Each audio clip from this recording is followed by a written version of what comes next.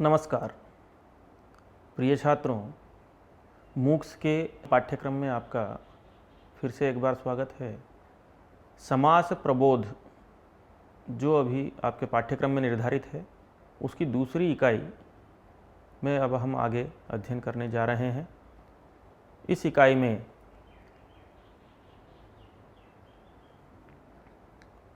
जो पाठ है उसका नाम है तत्पुरुष समास।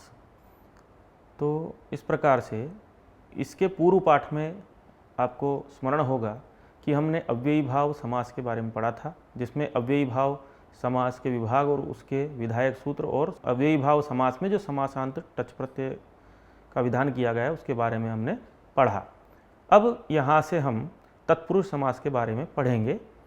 तो इस तत्पुरुष समास में तत्पुरुष समास किसे कहते हैं, उसके बाद फिर इसके जो विभाग हैं, इसके जो भेद हैं कि द्वितीया, तृतीया, चतुर्थी, पंचमी, षष्ठी और सप्तमी तत्पुरुष, इन सभी समासों के बारे में हम इस पाठ में अध्ययन करने जा रहे हैं।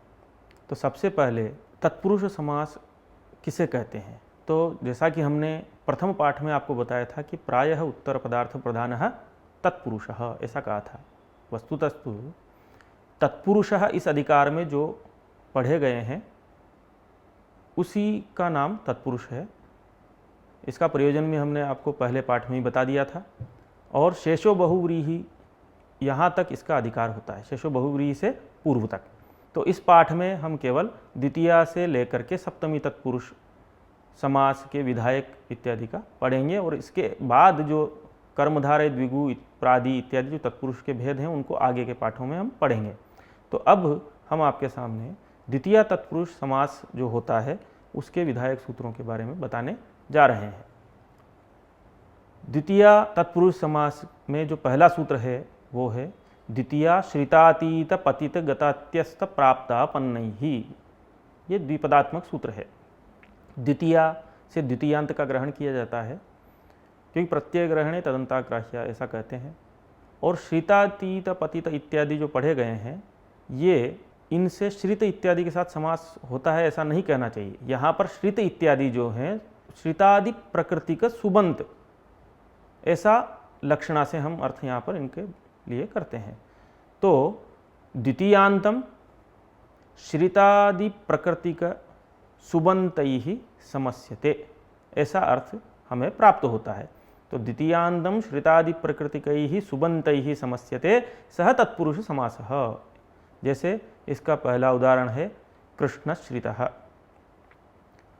कृष्णश्रितः, कृष्णम श्रितः, यह यहाँ पर समास का विग्रह वाक्य है जिसको हम लौकिक विग्रह वाक्य कहते हैं। अलौकिक विग्रह वाक्य है कृष्ण अम श्रित सु। ऐसा प्रक्रिया में जो प्रातिपदिक संज्ञा करनी है कृत्यादि समासाश्रय इत्यादि से, वो सभी कार्य यथावत रहेंगे।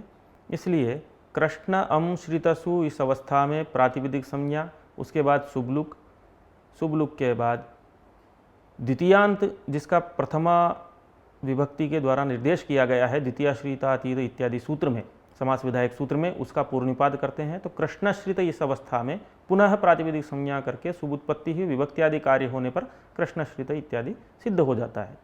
उसी प्रकार से दुःखातीतः, दुःखम अतीतः दुःखातीतः, नरकम पतितः नरकपतितः, ग्रामं गतः ग्रामगतः, ग्रामं अत्यस्तः ग्रामात्यस्तः, ग्रामं प्राप्तः ग्रामप्राप्तः और संशयम आपन्नः संशयापन्नः इत्यादि अन्य उदाहरण इसके हैं।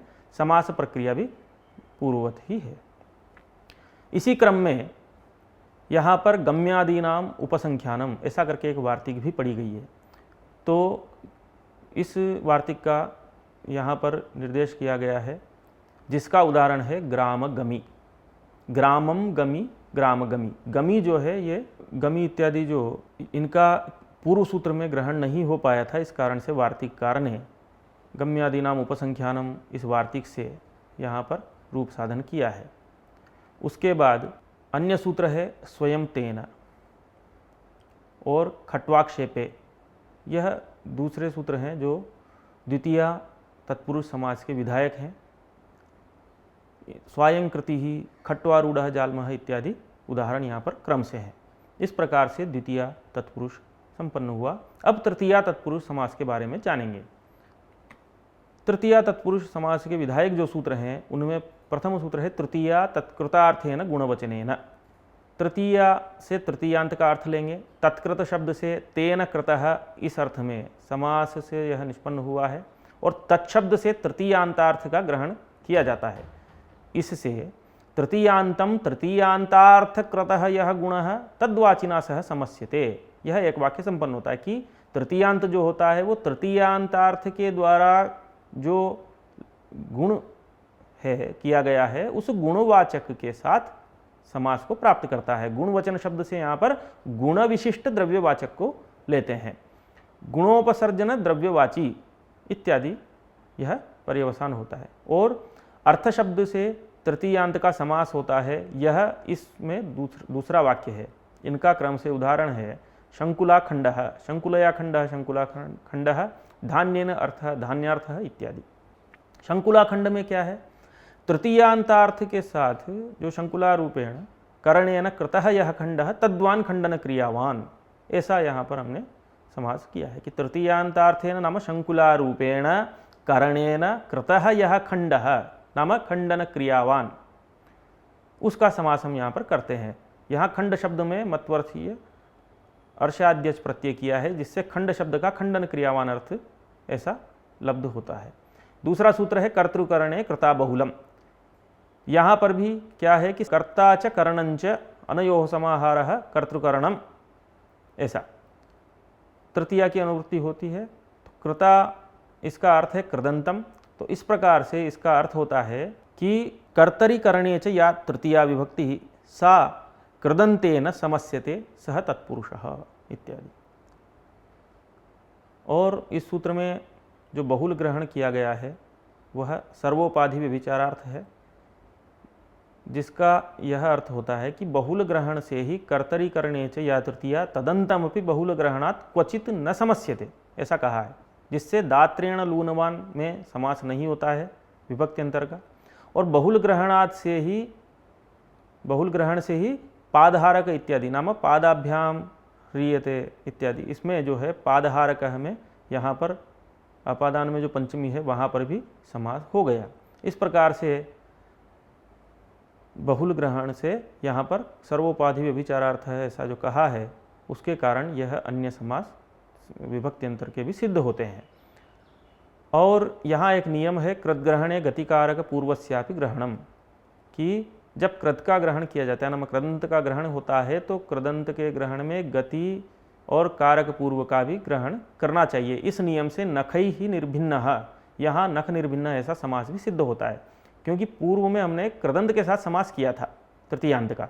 यहाँ पर नखई जो तृतीयांत है उसका निर्भिन्न है, अर्थात ये गतिपूर्वक कृद है, कृदंत है, उसके साथ यहाँ पर इस वचन से हमने समास किया। इस प्रकार से तृतीया विधायक सूत्र यहाँ पर पूर्ण हुए। चतुर्थी समास के बारे में अब हम आपको बता रहे हैं कि चतुर्थी तदर्थार्थ बलिहित सुख रक्षितैहि। इस सूत्र से चतुर्थ्यंतम तदर्थ अर्थ बलिहित सुख रक्षित शब्दैहि समर्थैहि सह वा समस्यते, उसकी तत्पुरुष संज्ञा होती है। ऐसा कहा कि चतुर्थंत जो होता है वो तदर्थ अर्थ बलि हित सुख रक्षित इत्यादि शब्दों के साथ, जो कि समर्थ शब्द है, उनके साथ समास को प्राप्त करता है। तदर्थ शब्द से, तत्शब्द से, यहाँ पर तदर्थ में जो तत्शब्द है उससे पूर्व परामर्श करते हैं, जिससे चतुर्थ्यंतार्थ ऐसा अर्थ प्राप्त होता है। तस्मै चतुर्थ्यंतार्थाय इदम तदर्थम, ऐसा कहा। और दूसरी बात यह है कि यहाँ पर जो तदर्थ है, तदर्थ शब्द से हम प्रकृति विकृति भाव को ही लेते हैं, तो उस कारण से तदर्थ सामान्य में ही यह समास होता है, तदर्थ विशेष में ही यह समास होता है, तो जैसे यूपाय दारू इत्यादि में।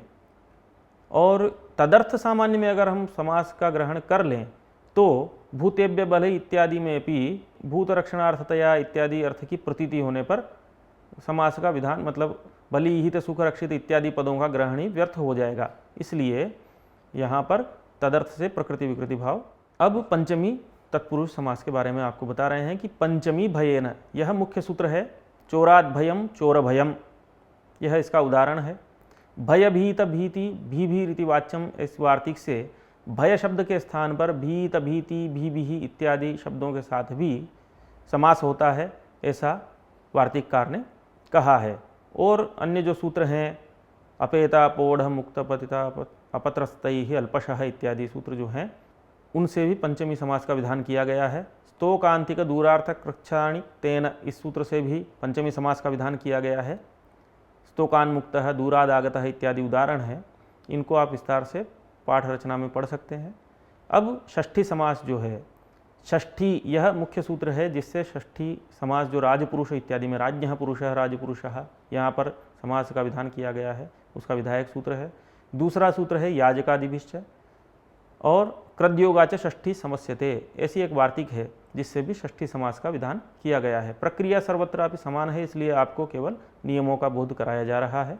इसके बाद सप्तमी तत्पुरुष समास, सप्तमी शोंडैहि, यह यहाँ पर मुख्य सूत्र है कि सप्तम्यंत का शोंडादि के साथ समास होता है, ऐसा यहाँ पर कहा है कि सप्तम्यंतम शोंडादि भी समर्थैः समस्यते। अक्षशोंडः नाम अक्षक्रीड़ा में निपुण, ऐसा।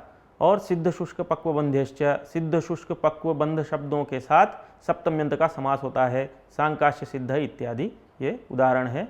इसी प्रकार से क्षेपे और ध्वांक्षेण क्षेपे, क्षेपे इत्यादि अन्य जो सूत्र हैं, उनसे भी यहाँ पर सप्तमी तत्पुरुष समास का विधान किया गया है। इस प्रकार से आपने इस पाठ में द्वितीय तत्पुरुष से लेकर के सप्तमी तत्पुरुष पर्यंत उनके विधायक सूत्रों का सोदाहरण विवेचन यहाँ पर प्राप्त किया है।